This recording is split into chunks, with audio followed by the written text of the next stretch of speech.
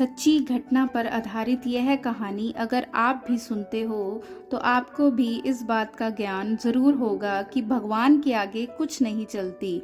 और इस सच्ची कहानी से आपको बेटा और बेटी के बीच अंतर करना कैसा होता है यह भी ज़रूर पता चलेगा। एक बार की बात है, बलिया नामक शहर में एक परिवार रहता था जो बहुत ही खुशहाल था। उस परिवार में देव नामक और उसकी पत्नी सुनीता, जो अपने 4 बेटियां और एक बेटे के साथ रहती थी।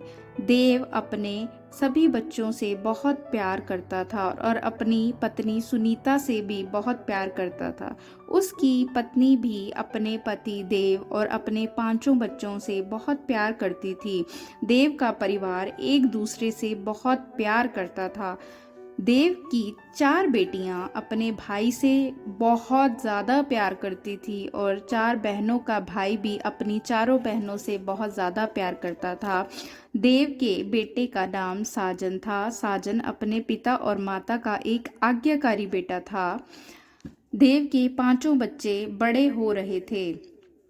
एक दिन देव ने अपनी पत्नी सुनीता से बात की कि हम एक साधारण परिवार से हैं। हम अपने बच्चों को 5 बच्चों को नहीं पढ़ा सकते क्योंकि इन 5 बच्चों का पढ़ने का खर्चा बहुत आ जाएगा। और देव ने अपनी पत्नी से बोला कि हम अपने बेटे को ही पढ़ा लेते हैं, बेटियों को हम शादी कर देंगे बहुत धूमधाम से, उन्हें अच्छे परिवार में शादी करके विदा कर देंगे।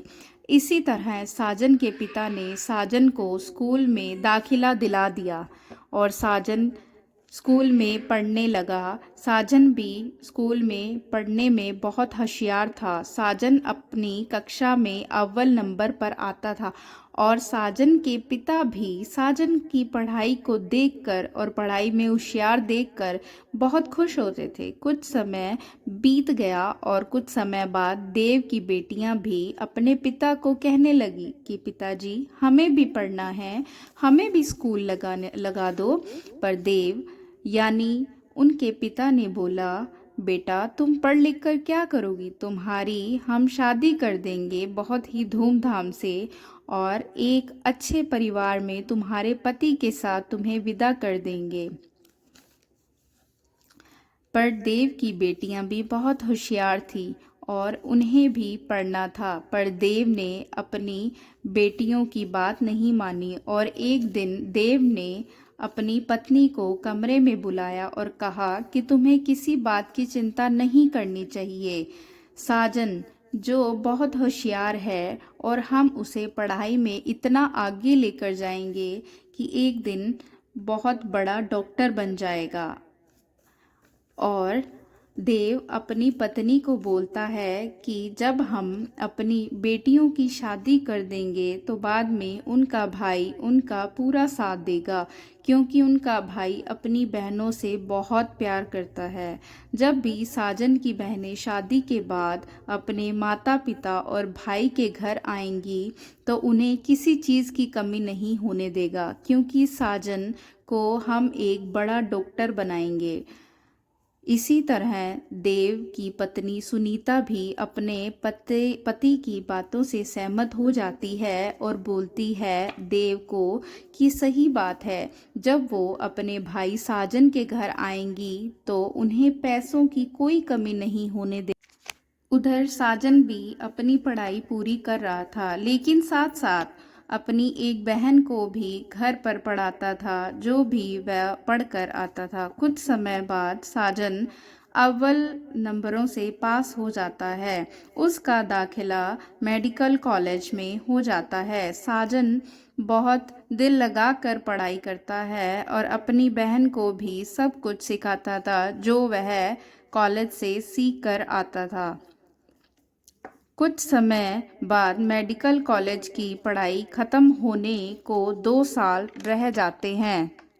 सब बहुत खुश होते हैं। 22 वर्ष का साजन जो डॉक्टर बनने वाला था, एक दिन उसके पिता देव को उसकी मौत की खबर आती है कि साजन जो देव का बेटा था उसकी एक सड़क हादसे में मौत हो जाती है। सारा परिवार साजन के माता पिता और बहनें देखती हैं कि साजन मर चुका है। सब बहुत रोते हैं और साजन के पिता भी अंदर ही अंदर मर जाते हैं। और दूसरी तरफ अब उनके पास घर चलाने को भी पैसा नहीं होता, क्योंकि सारा पैसा उसके पिता ने अपने बेटे साजन की पढ़ाई पर लगा दिया था। अब कुछ नहीं समझ आ रहा था और सब अंदर ही अंदर टूट चुके थे। बहनों का भी भाई और अपने माता पिता का एक लौता बेटा जो इस दुनिया से चला गया। जो भी साजन के पिता ने साजन के लिए सोच रखा था, सब खत्म हो गया। अब उसके पिता भी अपने बेटे के मरने के बाद मानसिक संतुलन खो चुके थे। घर पर खाने के लिए रोटी भी नहीं मिले। घर पर साजन ने अपनी एक बहन को पढ़ाया था और उसे डॉक्टरी का सब जानकारी दी थी, जो कि उसकी बहन भी बहुत होशियार थी। तो उसकी बहन ने एक छोटा सा इलाज दवाखाना खोल लिया और घर का सारा खर्च अब देव की बेटियां करने लगी। और तीनों बेटियों ने अपने माँ बाप को बहुत अच्छे से संभाला और अपनी शादी भी अपने पैसों की कमाई से की। अब वह सब बहुत खुश थे, लेकिन अपने भाई की कमी को कोई नहीं पूरा कर सकेगा। तो इसी तरह इस सच्ची घटना की कहानी से हमें यह पता चलता है कि भगवान के आगे कुछ नहीं, और बेटा और बेटी दोनों बराबर हैं। बेटे को बेटी को दो तो आगे रखो। Thank you.